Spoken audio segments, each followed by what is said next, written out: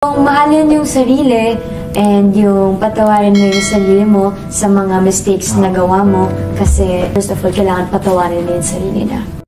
Star Magic actress na si Catherine Bernardo sunod-sunod ang post nito sa kanyang social media account matapos isiwalat sa publiko na wala na sila ng aktor na si Daniel Padilla. Pinapakita nga ba nito na hindi ito lubos na naapektuhan sa kanilang hiwalayan ni Daniel Padilla? Alamin at panuurin ang buong detalye.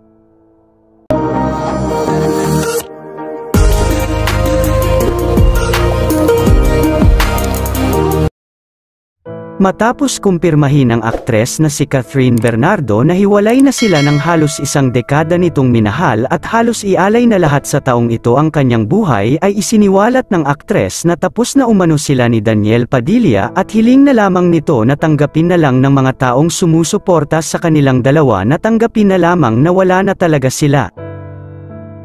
5 araw ang nakalipas mula nang isiwalat ng aktres sa publiko na hiwalay na sila ng aktor na si Daniel Padilla, ay nagpost ito ng kanyang larawan kung saan umani ng milyon-milyong reaksyon sa publiko dahil sa panyulok nitong buhok na kulay orange na may caption pa na, "I hope Santa still recognizes me with orange hair." Na talaga naman makikita rito na bagay umano nito ang bagong looks nito na lalo pang mas nagpaganda sa aktres. Sabi pa nga ng mga netizens ay dapat lang namang hinayang si Daniel Padilla sa dating nobya nito dahil di hamak naman daw na mas maganda ito sa ipinalit ng aktor kay Kath.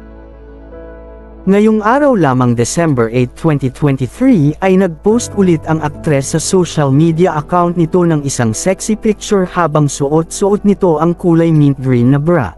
Na talaga namang makikita sa larawan na ito ng aktres na hindi ito papakabog at para bang sinasabi ng mga larawan nito na, ito lang naman ang sinayang mo.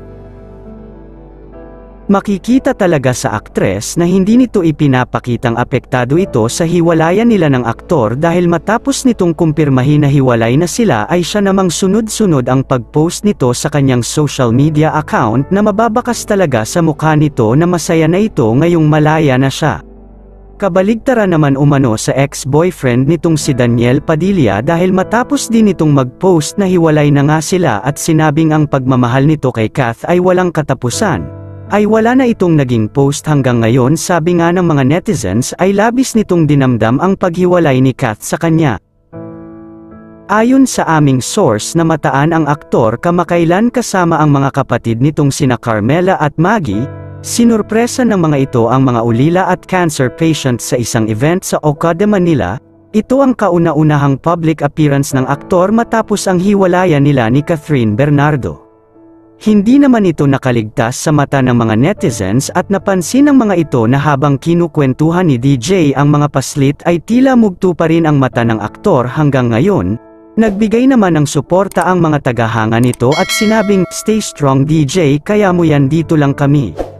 Yun lamang po. Anong masasabi mo sa videong ito? Mag-iwan ng komento sa ibaba. Maraming salamat po sa panunood.